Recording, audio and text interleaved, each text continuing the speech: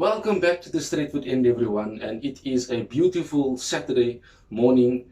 And yeah, let me just stop that. It's not a beautiful Saturday morning. What the hell? What the hell happened last night? I really want to know because, in all honesty, I was confused. I watched the game, but I wasn't watching a game. I wasn't watching the United that I thought would be out there. Because, first of all, we had a very, very, very strong team for an opponent like Middlesbrough. Middlesbrough are struggling in the championship. How the hell did we end up losing to them? And on penalties, no less. I mean, we had so many chances in the game.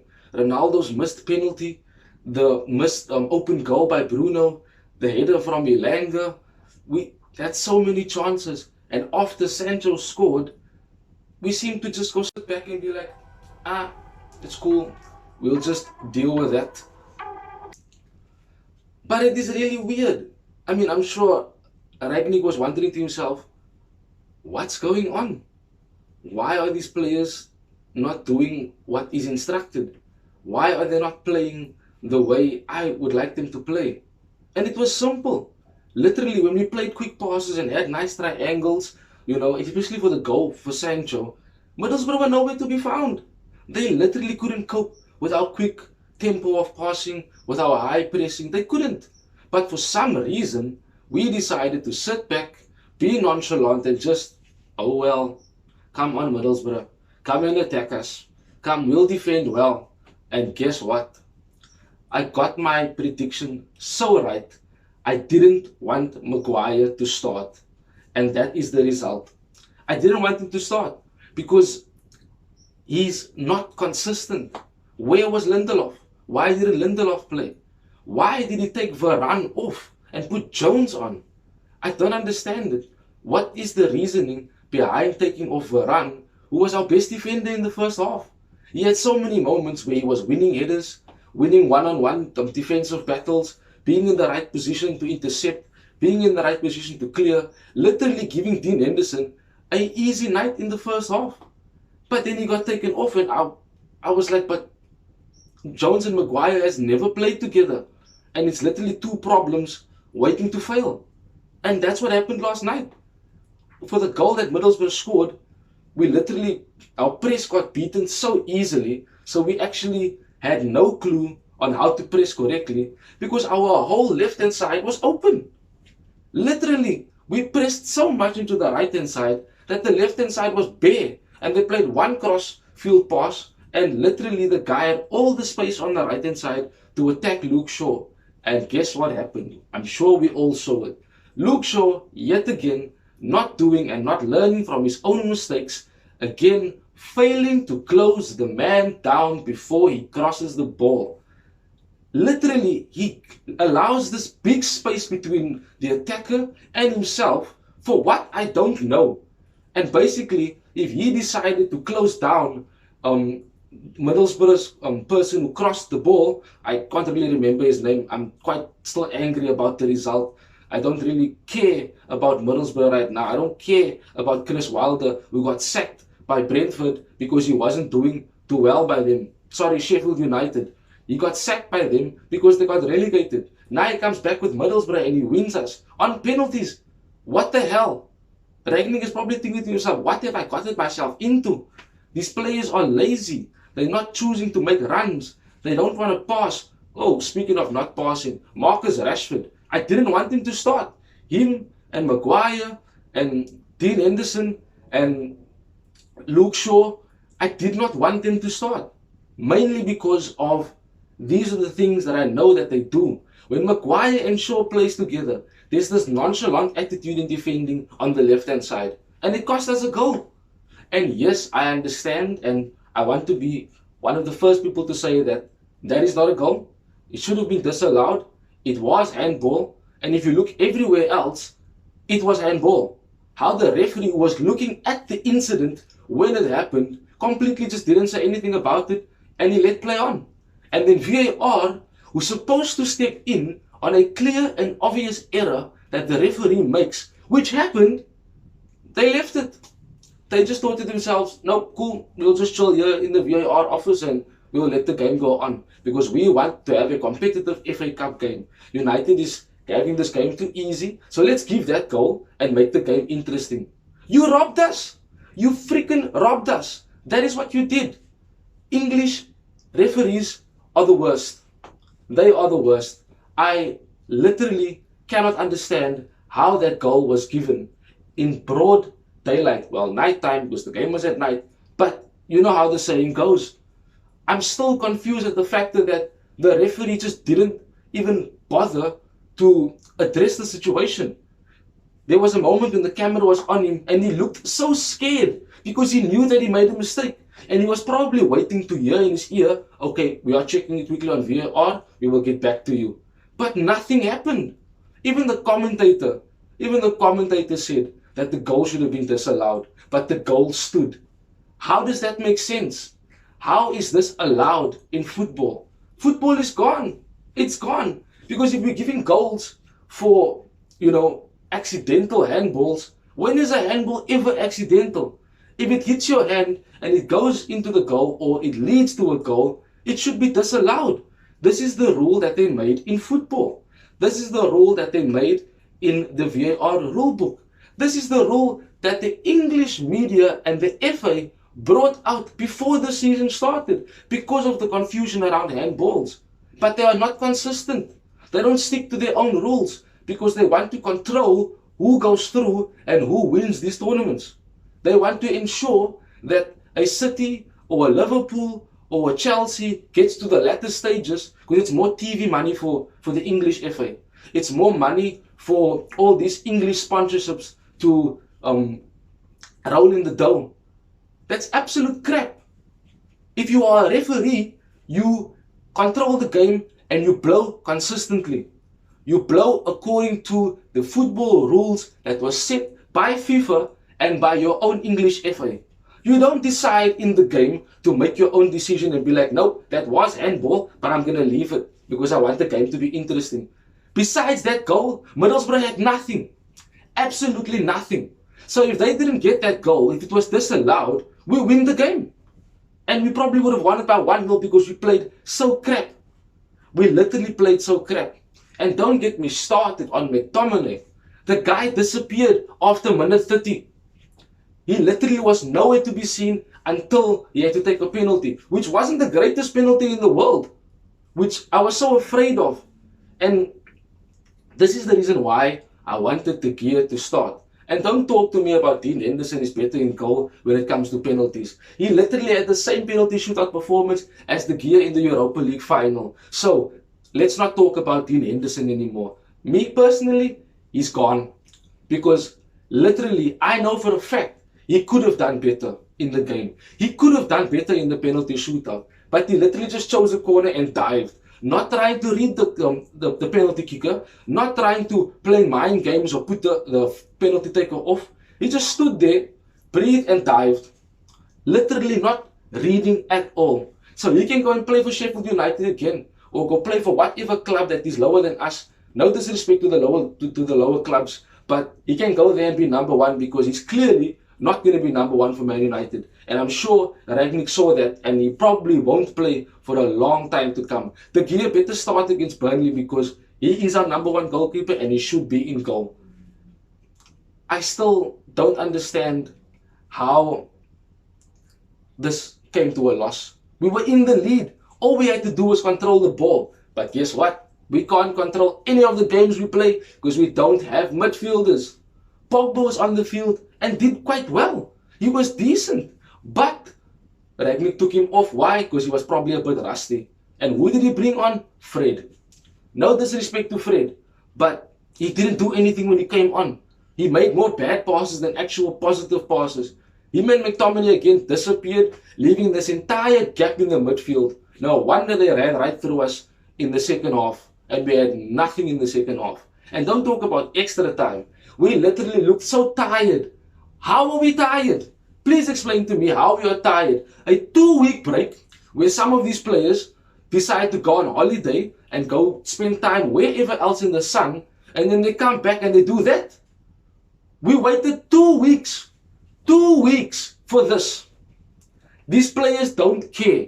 They don't care about us as fans. All they care about is their money and how they end up getting more and more richer behind the scenes. They clearly don't care about us.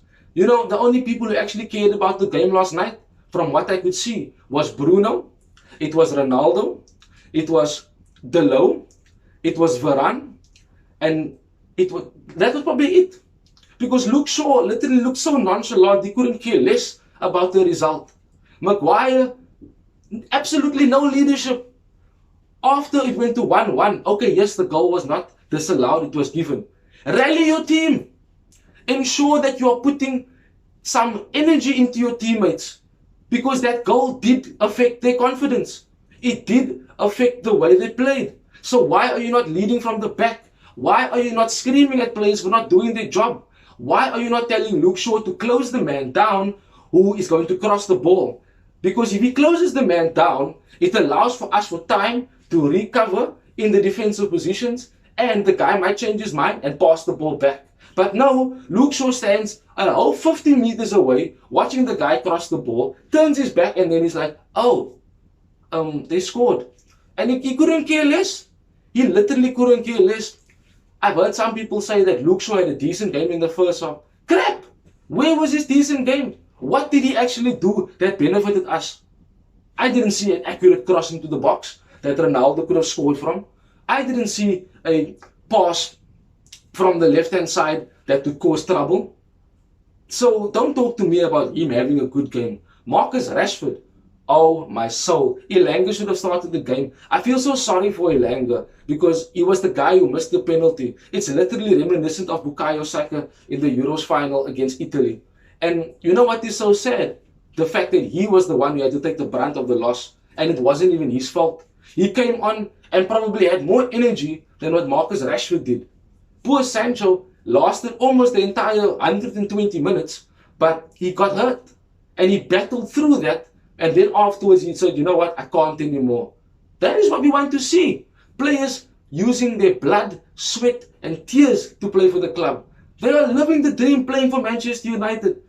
Any one of us would literally play for the club for free. We might not be that good, but we will play for free because we love the club, because we love the shirt, because we have invested time and money to actually support the club.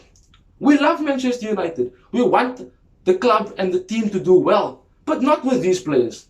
Not with these players. And with the board who couldn't care less about this result because all they're concerned about is 4th place. Let's just get Champions League, more money into our bank account, then we're done.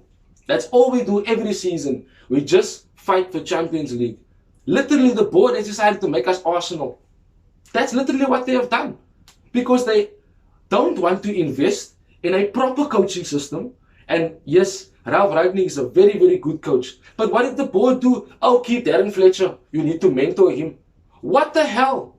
Where have you ever heard that a coach comes in with his own team and he gets told by the board of that club, oh, but you need to keep this guy because he needs to be mentored? What? You don't see Guardiola being told, oh, Aguero needs to be mentored. You don't hear Liverpool saying, Gerrard is an upcoming coach, we want you to mentor him. No! So why are we doing it? Why are we allowing all these people that are not good enough as coaches to lead the team? I don't understand it. It is beyond my understanding. And to make matters worse, I still want to know why on earth we looked so tired. I just can't get it. We shouldn't be tired. We should be fitter than Middlesbrough. But for the entire second half of extra time, Middlesbrough was attacking us. What the hell? Why did we not push up and press them as we did first? You know, a night of missed opportunities, a night of what ifs and shouldas and couldas and all of these things going through, you know, that just didn't really help. And perhaps this was a wake-up call. Perhaps this is what the players needed as a hard lesson to learn. Because now they can get sorry, they can get a reality check and check themselves to see, you know what am I doing wrong? Where should I improve? And I ask myself the question, what the hell do they do in training? They're not improving, they're not learning from their mistakes. This is why Ragnick plays Telles, because Telles is more aggressive in the tackle and ensures that he's going to take out the man who's got the ball. But Shaw has this nonchalant attitude of, oh, I'm England's best left back. Let me take my time. I don't care about this game. I am just going to play, pass the ball forward. Hey guys, you know what you need to do. I'm just here at the back.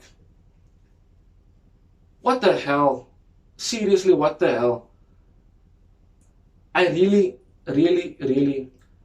I've said this in the preview, that the team should have been with the gear, Varane playing with Lindelof or Bailly, Telles and Delo, basically the midfield.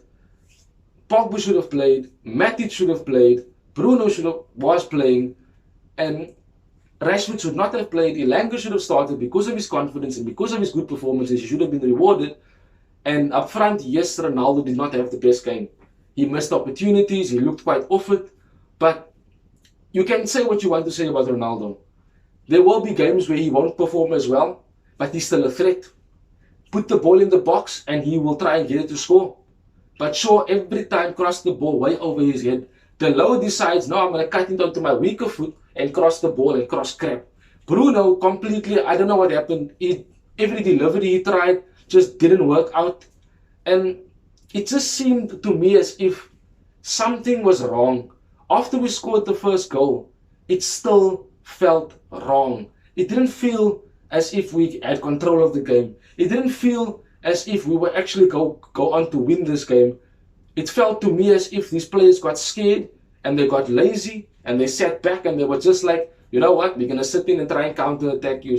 And when we had the ball, we couldn't counter-attack because they closed us down.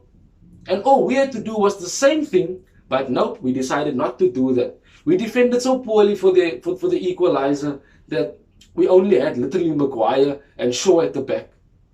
How does that even make sense?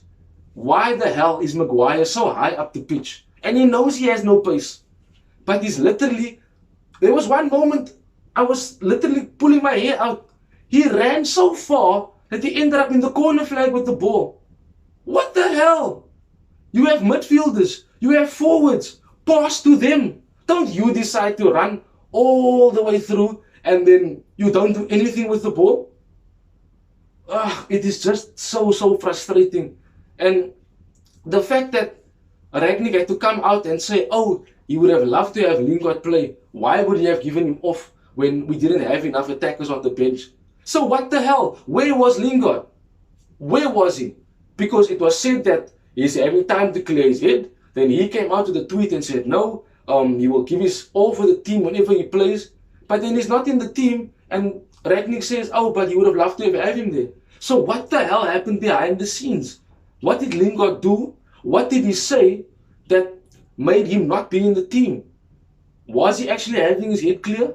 Or was somewhere along the line, someone above Ragnick saying, you know what, Lingard, you're not going to play this game or you're not going to be in the squad? Because it clearly seems to me as if the board is controlling Ragnick. He wanted a midfielder for this very reason, so that we can control games. And you know what the funny thing is? Zakaria was offered to us. Alvarez that went to City was offered to us. And Kamara. And we could have gotten all three of them for under 30 million quid. We literally could have done that. But no. The board decided, nope, we'll let Donny go. Now we have one less midfielder who doesn't play, so to them it's like, you know what, fine, let him go. We let Martial go, which meant we have one less attacker. But wait, we did all that on the final day of the window because now we can use it as an excuse that there's not enough time to get another midfielder. Absolute crap. Absolute lies. The board is robbing this club from its money. It's robbing the club of its legendary status. It is robbing the club of the passionate and pure fans that we have. The supporters that stick with the club through thick and through thin. I guarantee you there are still people walking with United t-shirts now, even though we lost and we knocked out of the FA Cup. Because we are proud of our club. Because we know for a fact that we support the club through thick and thin. I want to say that I do believe that we can do better, we can improve, but these players need to come to the party. We can't have this attitudes anymore when they just decide, nope, I'm not going to play today. We can't. We really can't. Someone needs to grab someone by the strap of the neck and be like, listen here, you need to perform and play well, otherwise you're out. Because this is absolute crap that every time we play, we are unsure what performance we're going to get. And we're going to Turf Moor on Tuesday, which is not a very easy place to play at. And knowing Burnley, they've seen the performance, they're going to add to that. And if we are not ready, we are going to be found out and we're going to lose. Of course, we want to win, we believe we're going to win, but not with the way we played last night. If that is how we play against Burnley, we're for sure going to lose. Definitely. And I pray to God that Maguire does not start because he had a bad performance. He should be dropped. But guys, please continue to follow the channel. Follow us on TikTok. Follow us on Instagram. Definitely subscribe to the YouTube channel. Hit that notification bell so you can be notified when more videos and more content is being brought out. And definitely like the video so that we can grow the community. And drop your comments below of what you thought of last night's performance. I'm sure I'm not the only one who actually feels this way. But thank you guys for joining me. I hope you guys have a wonderful day further. And we'll speak soon. That is it from me, Sasha Johnson, and the Stretford End. Goodbye.